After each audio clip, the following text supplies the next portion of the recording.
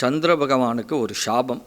அந்த சாபத்தை போக்குவதற்காக அவர் லிங்கத்தை பிரதிஷ்டை செய்து வழிபடணும் அப்படின்னு அவருக்கு ஒரு வாக்கு. அதன்படியாக சந்திரமௌலீஸ்வரரை சந்திர பகவான் பிரதிஷ்டை செய்து லிங்கத்தை பிரதிஷ்டை செய்து பூஜித்து வழிபட்டு அவருடைய சாபத்தை போக்கின்றார் அப்படிங்கிறது புராணங்களில் இருக்க கதைகள் வழியாக நம்ம தெரிஞ்சுக்கலாம். நம்ம ஆலயத்தில் இருக்கக்கூடிய லிங்கமானது சந்திர பகவானால் பிரதிஷ்டை செய்யப்பட்ட வழிபட்ட ஒரு லிங்கம். அதனால தான் சுவாமிக்கு பெயர் சந்திரமௌலீஸ்வரர் அப்படின்னு சுவாமியுடைய திருப்பெயர். இந்த சந்திரமௌலீஸ்வரரை வழிபட்டோம்னா நமக்கு என்னென்ன பலன்கள் இருக்குது அப்படிங்கிறத நம்ம தெரிஞ்சுக்கலாம்.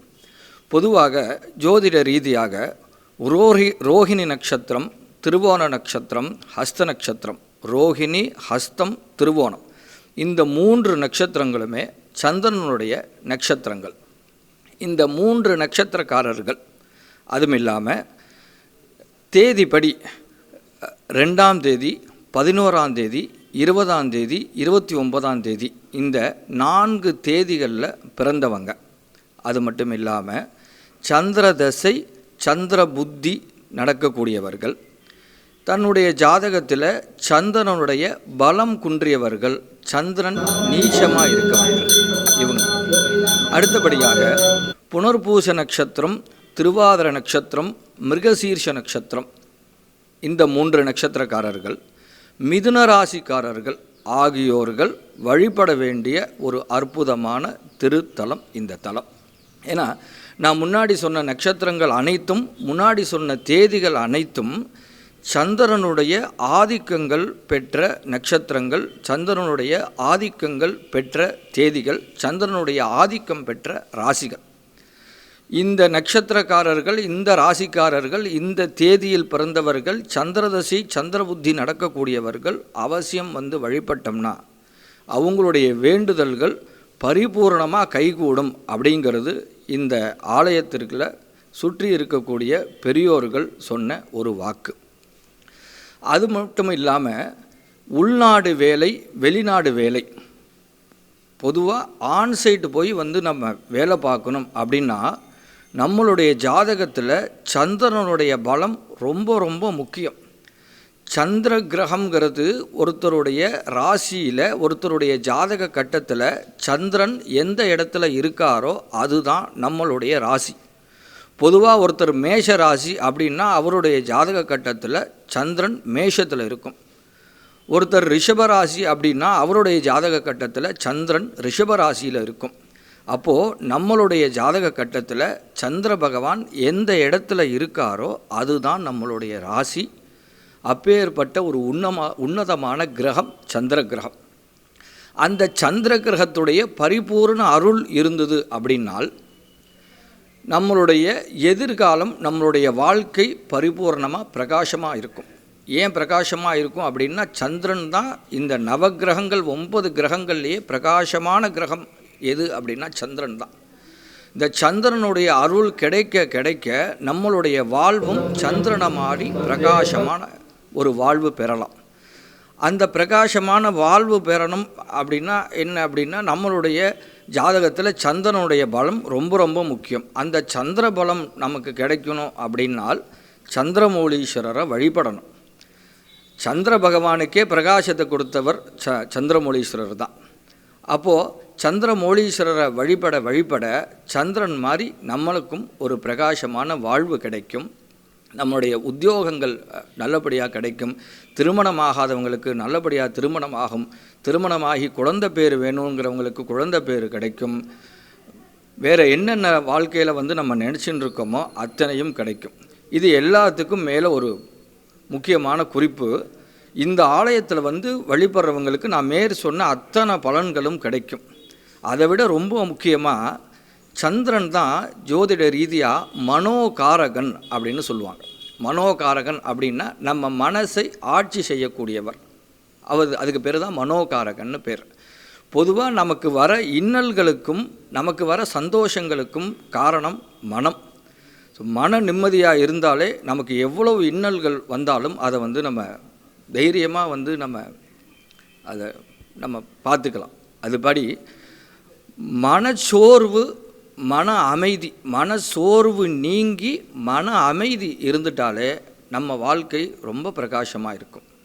இந்த சந்திரன் பூஜை பண்ண இந்த ஸ்தலத்துக்கு வந்து சந்திரன் பிரதிஷ்டை செய்யப்பட்ட இந்த லிங்கத்தை நம்ம வந்து வணங்கணும் அப்படின்னா மனோதைரியம் பரிபூர்ணமாக கிடைக்கும். மனசோர்வு நீங்கி மனபலம் கிடைக்கும். மனபலம் கிடைக்கிறதுனால சந்திரனுடைய ஒரு ஒளி எப்படி பிரகாசமாக இருக்கோ நமக்கும் அதுபடி வாழ்க்கை பிரகாசமாக கிடைக்கும். அப்படிங்கிறது இங்கே வந்து போயின்னு இருக்கக்கூடிய பக்தர்களுடைய வேண்டுதல்கள் நிறைவேறி பிரகாசமான வாழ்வு கிடைத்ததை பரிபூரணமாக நம்மளால் பார்க்க முடியுது. இந்த கோவிலோடைய இன்னொரு சிறப்பு என்ன அப்படின்னா, முன்னாடி நான் சொன்ன மாதிரி சந்திர பகவான் வழிபட்ட ஸ்தலம், அது மட்டும் இல்லாமல் மிருகசீரிஷ நட்சத்திர தேவதை வழிபட்ட ஸ்தலம் இது. அதனால் மிருகசீரிஷ நட்சத்திரக்காரங்க அவசியமாக வந்து வழிபட வேண்டிய ஸ்தலமாக இந்த ஸ்தலம் இருக்குது. இந்த ஸ்தலத்தில் முசுகுந்த சக்கரவர்த்தி அப்படின்னு ஒரு ராஜா, அந்த ராஜா முசுகுந்த முனிவராக இருந்தார். அந்த முசுகுந்த முனிவர் அடுத்த ஜென்மத்தில் முசுகுந்த சக்கரவர்த்தியாக உருவெடுத்து இந்த தேசத்தில் இருக்கக்கூடிய இந்த பகுதியை முசுகுந்த சக்கரவர்த்தி பரிபாலனம் பண்ணியிருக்கார். அந்த பரிபாலனம் பண்ணும் பொழுது இங்கே சந்திர பகவான் பிரதிஷ்டை செய்யப்பட்ட லிங்கம்னு அவர் கேள்விப்பட்டு இந்த ஆலயத்திற்கு வந்து சந்திரமௌலீஸ்வரரை அவரும் வழிபட்டிருக்கார்.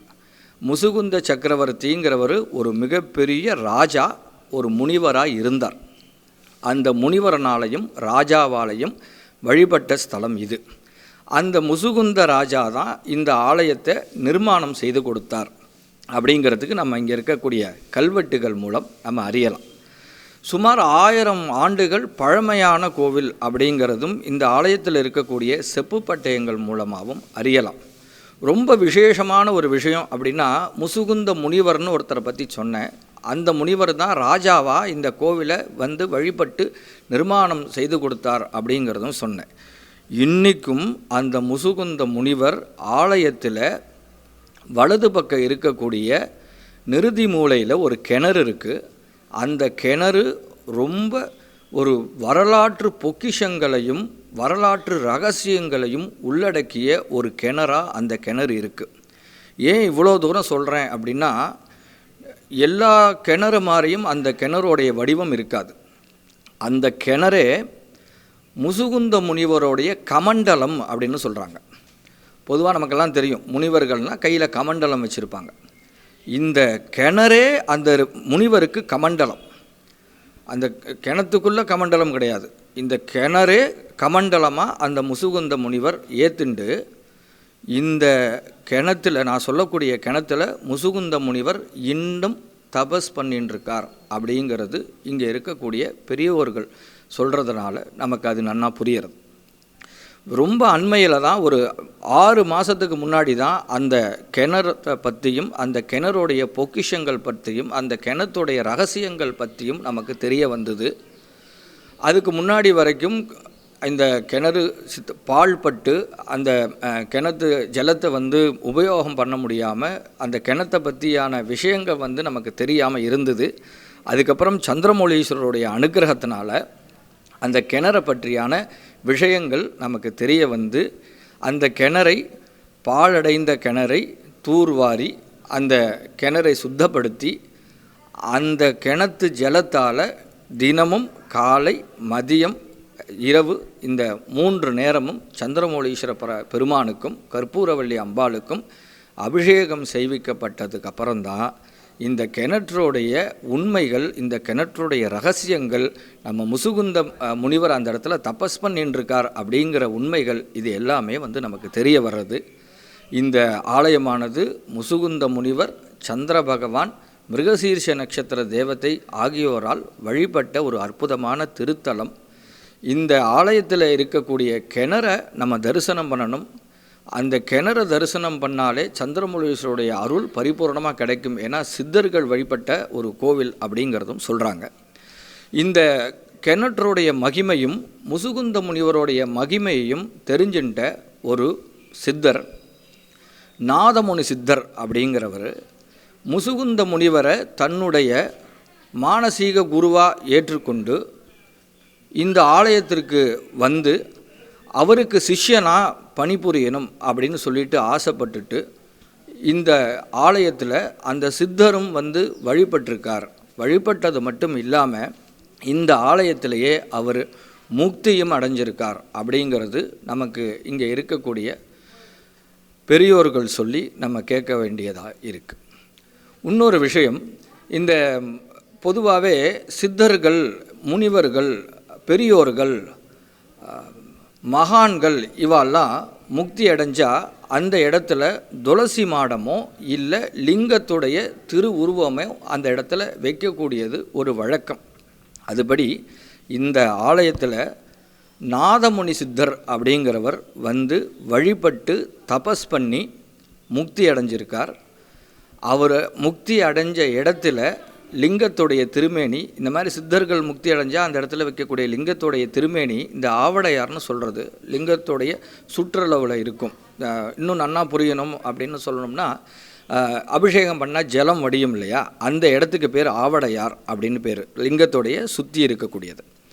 அந்த சுற்றி இருக்கக்கூடிய ஆவடையார் எல்லா லிங்கத்துக்கும் வலது பக்கமாக இருக்கும். ஆனால் சித்தர்களுடைய பீடமாக இருந்து சித்தர்களுடைய முக்தி அடைந்த இடமா இருந்ததுன்னா அந்த ஆவடையார் சதுர வடிவமாக இருக்கும். நீங்கள் எந்த ஆலயத்தில் வேணாலும் எந்த இடத்துல வேணாலும் நீங்கள் இதை பார்த்து நீங்கள் முடிவு பண்ணிக்கலாம்.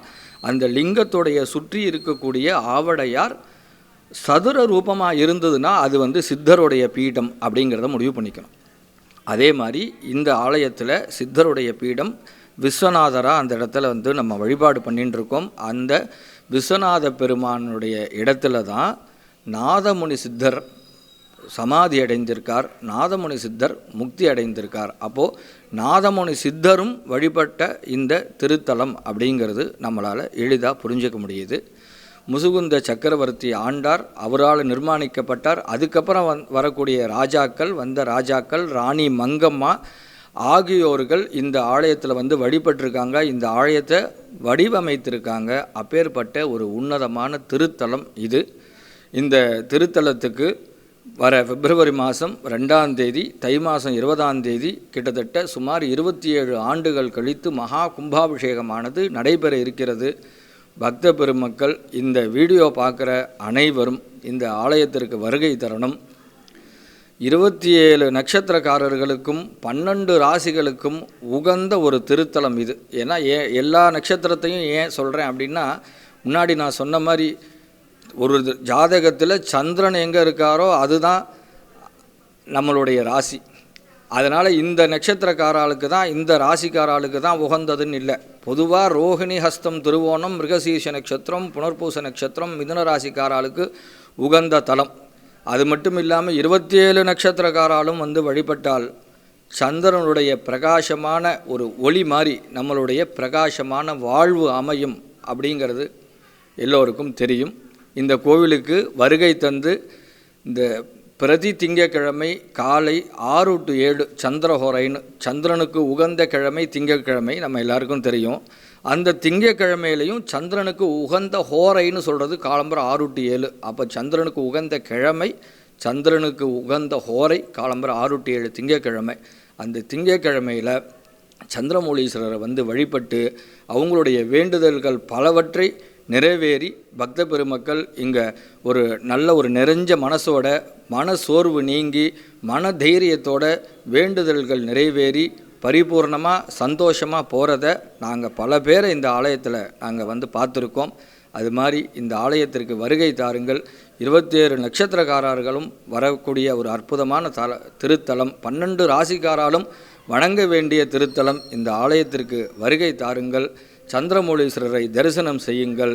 சந்திரனை போல ஒரு பிரகாசமான வாழ்வு அனைவருக்கும் கிடைக்கணும் அப்படின்னு சந்திரமௌலீஸ்வரர் பிரகவான பிரார்த்தனை பண்ணிக்கிறேன். நமஸ்காரம்.